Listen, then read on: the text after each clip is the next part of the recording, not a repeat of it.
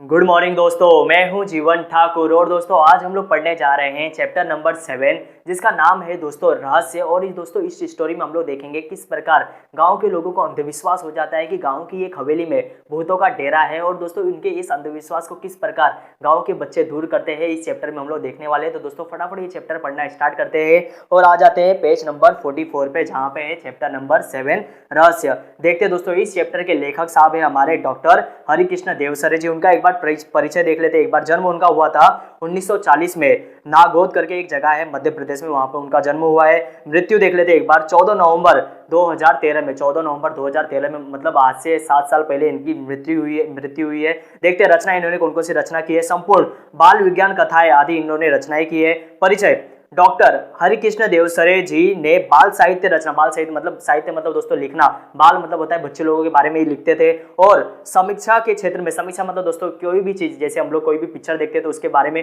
Picture अच्छी है कि बुरी है ऐसा हम लोग रिव्यू देते हैं। समीक्षा मतलब होता है रिव्यू देना, किसी भी चीज के बारे में रिव्यू देते थे। क्षेत्र में प्रशंसनीय योगदान दिया है, बहुत ही ज्यादा प्रशंसनीय मतलब तारीफ के लायक इन्होंने काम किया है। आपने अनेक पुस्तकों का संपादन मतलब अनेक पुस्तकों को लिखा है, अनेक पुस्तकों को लिखने का काम कार्य भी किया है। प्रस्तुत कहानी के माध्यम से लेखक ने बच्चों को अंधविश्वासों से दूर रहते हुए वैज्ञानिक दृष्टिकोण को अपनाने के लिए प्रेरित किया है। वैज्ञानिक दृष्टिकोण मतलब दोस्तों साइंस के हिसाब से सोचने को, कोई भी अंधविश्वास को फॉलो करने को मना किया है और साइंस के जरिए उस अंधविश्वास को दूर करने के लिए बात कही है। देखते हैं दोस्तों चैप्टर पढ़ना स्टार्ट करते हैं। अंधेरी रात थी, चारों ओर सन्नाटा था, हाथ फैलाए न सूझता था, मतलब इतना ज्यादा अंधेरा था कि हाथ आगे बढ़ाने को डर लगता था। कभी कुत्तों के भौंकने की आवाज सुनाई पड़ती थी। आधी रात बीत चुकी थी। मामा जी के घर से कुछ दूरी पर सामने हवेली थी, एक हवेली थी जहां पे लोगों को लगता था कि वहां पे भूतों का डेरा है। देखते हैं हवेली में उजाला था और जो हवेली थी वहां पे दोस्तों लाइट जल रही थी, उजाला था वहां पे। आर्यन खेतों को सरपट पार करता हुआ उस ओर अकेले बढ़ रहा था। उस हवेली में आधी रात के बाद कल भी ऐसा ही उजाला देखा था, ऐसा ही उजाला कल रात को भी उस बच्चे ने देखा था, आर्यन ने देखा था। तो आज वो देखने गया कि वहां पे असल में है क्या, वहां पे लाइट कैसे चल रही है, वहां पे रोशनी कैसे आ रही है। मामा जी ने पहले ही आर्यन से कह दिया था उस हवेली की ओर जाने की जरूरत नहीं है, वह हवेली भूतों का डेरा है, वहां पे भूतों ने कब्जा करके रखा है, वो वहां पे भूत लोग रहते हैं, कोई भी वहां पे जाता नहीं है। वह जानता था कि भूत कुछ नहीं होते, वो जानता था, लेकिन आर्यन को भरोसा था कि भूत लोग होते ही नहीं है, यह मनगढ़ंत बातें हैं। देखते हैं यह कपोल कल्पना है, ये झूठी मूठी बातें हैं, ये लोगों ने बनाई हुई अंधविश्वास है। कक्षा में विज्ञान के शिक्षक ने, विज्ञान के जो टीचर थे उन्होंने समझाया था कि यहाँ पे साइंटिफिक दृष्टिकोण क्या होता है, साइंटिफिक जो पॉइंट ऑफ व्यू होता है उसके हिसाब से भूत को साइंस मानता नहीं है। वैज्ञानिक दृष्टिकोण अच्छी तरह समझाया था। रहस्य का पता लगाने के लिए उसने मन में ठान लेना मतलब पक्का इरादा कर लिया था कि वो इसका पता लगा के रहेगा। मामा जी ने कहा था इस हवेली में पिछले 10-15 सालों से कोई नहीं रहता, पहले उसमें एक जमींदार का परिवार रहता था, अब जमींदार का परिवार खत्म हो गया है, अब जमींदार के परिवार में कोई नहीं है, उस तरफ कोई आता जाता नहीं है। एक बार घीसू उधर गया था, घीसू कोई इंसान होगा, वो वहां से गया था, बेचारे का बुरा हाल हुआ था, 3 महीने तक खाट पकड़े रहा, 3 महीने तक दोस्तों वो बीमार था, खाट पकड़े रहा मतलब बीमार था। आर्यन करवटें बदलता रहा, बेचैन रहा कि उसको उसका पता लगाना है वहां पे क्या है। आधी रात को उठकर छत से उसने हवेली को फिर से देखा, वहां रोशनी थी। गर्मी की छुट्टियां बिताने के लिए वो मामा जी के घर आया था, वो इस गांव में नहीं रहता था, वो मामा जी के घर यहाँ पे आता है गांव की छुट्टियां बिताने। यह एक समृद्ध मतलब बहुत ही ज्यादा डेवलप ये गांव था, समृद्ध गांव है।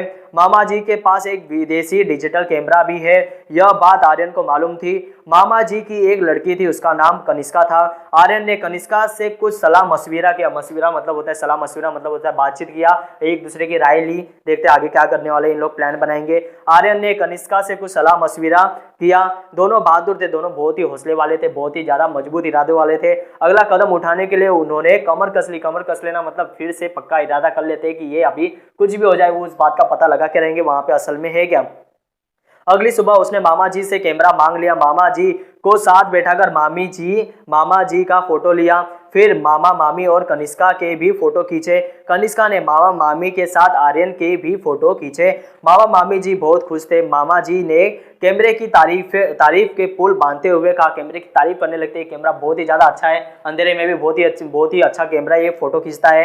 रात में मामूली रोशनी में, मामूली मतलब बहुत ही कम रोशनी होगी, फिर भी बिना फ्लैश गन के, कोई फ्लैश लाइट को ऑन करने की कोई जरूरत नहीं, बिना फ्लैश गन के भी यह तस्वीर खींच लेता है।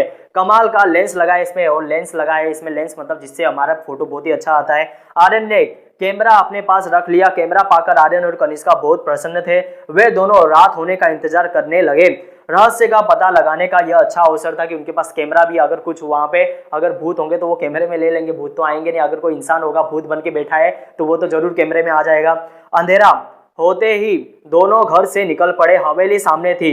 अंदर से हंसी और कह को हंस भी रहे थे वहां से, और कुछ बातचीत करने की भी आवाज आ रही थी, सुनाई पड़ रही थी। आर्यन और कनिष्का ने पहले चारों ओर ध्यान से देखे और दोनों ने ध्यान से देखा। वहां पे कहीं कोई खतरा नहीं था। वे दबे पांव हवेली में चले गए। बीचों बीच एक बड़ा कमरा था। उसका दरवाजा अंदर से बंद था। खिड़कियां नीचे से बंद थी लेकिन ऊपर से खुली थी। नीचे से तो बंद थी, ऊपर से खुली हुई थी। अब ऊपर से इन लोग अंदर का माहौल देख सकते हैं। बड़ी सावधानी से आर्यन ने अंदर झांककर देखा। हट्टे कट्टे मोटे तगड़े बड़ी बड़ी मूछों वाले कई लोग पगड़ी बांधे बैठे थे। कई लोग वहां पे इंसान लोग थे दोस्तों, वहां पे हट्टे कट्टे लोग, इंसान एकदम ताकतवर इंसान बैठे थे। देखते हैं उनके साथ कमीज और पैंट पहने हुए भी कुछ लोग थे, और भी लोग थे वहां पे।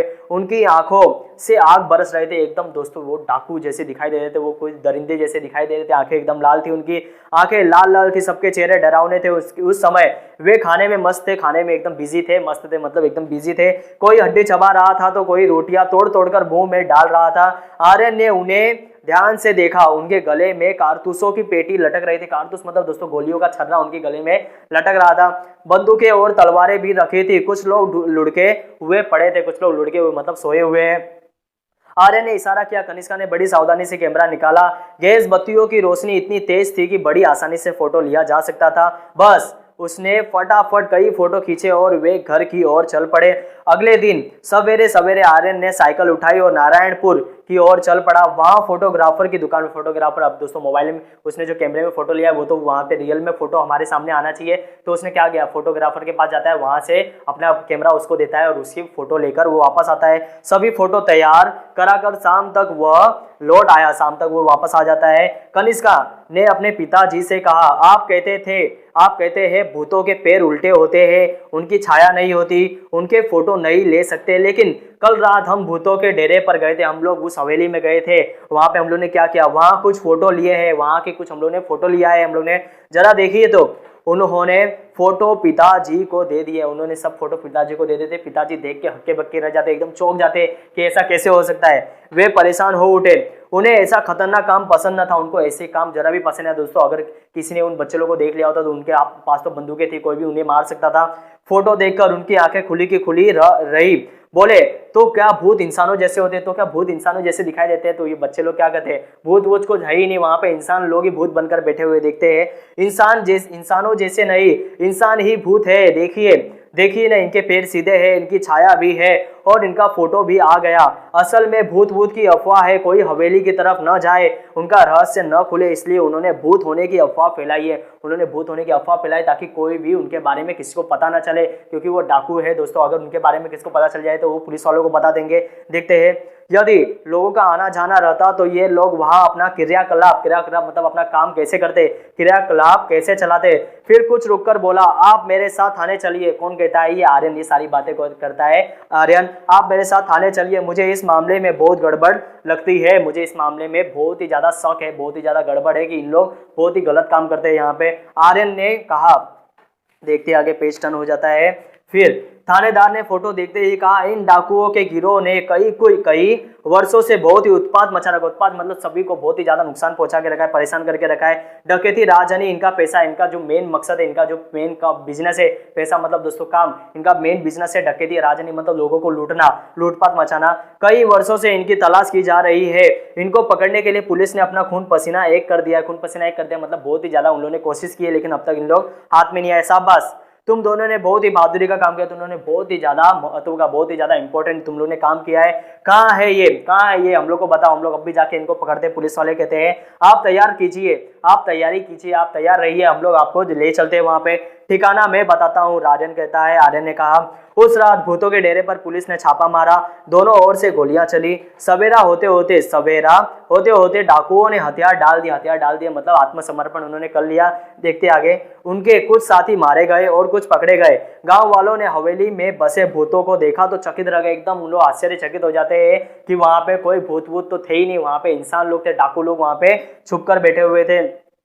सभी डाकुओं के आतंक से मुक्त हो गए। जिला कलेक्टर ने आर्यन और कनिष्का की बहादुरी के कारण उनके नाम राष्ट्रपति कार्यालय को भिजवा दिए, ताकि उनको क्या मिले दोस्तों, वीरता, उन लोगों को पुरस्कार मिले।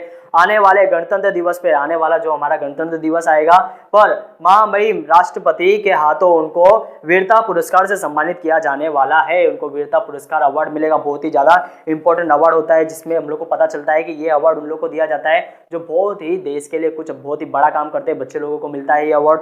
तो दोस्तों बहुत ही खूबसूरत स्टोरी था, बहुत ही मजा आया ये स्टोरी पढ़ने में। उम्मीद करता हूँ कि आप लोगों को ये स्टोरी पसंद आई होगी और आज का वीडियो आपको अच्छा लगा होगा। अगर दोस्तों आज का ये वीडियो आपको अच्छा लगता है तो दोस्तों वीडियो को लाइक कीजिए और हमारे चैनल को दोस्तों सब्सक्राइब कीजिए। आपका दोस्तों एक सब्सक्राइब हमें और ज्यादा मोटिवेट करेगा। हम लोग यूं ही इसी प्रकार आपके लिए नए नए वीडियो बनाते रहेंगे। तो दोस्तों मिलेंगे हम लोग अगले लेक्चर में, जहाँ पे हम लोग किसी और चैप्टर को यहाँ पे कंप्लीट करेंगे। तो दोस्तों मिलेंगे हम लोग अगले लेक्चर में, तब तक के लिए दोस्तों अपना बहुत ही ज्यादा ध्यान रखिए। हम लोग मिलेंगे अगले लेक्चर में।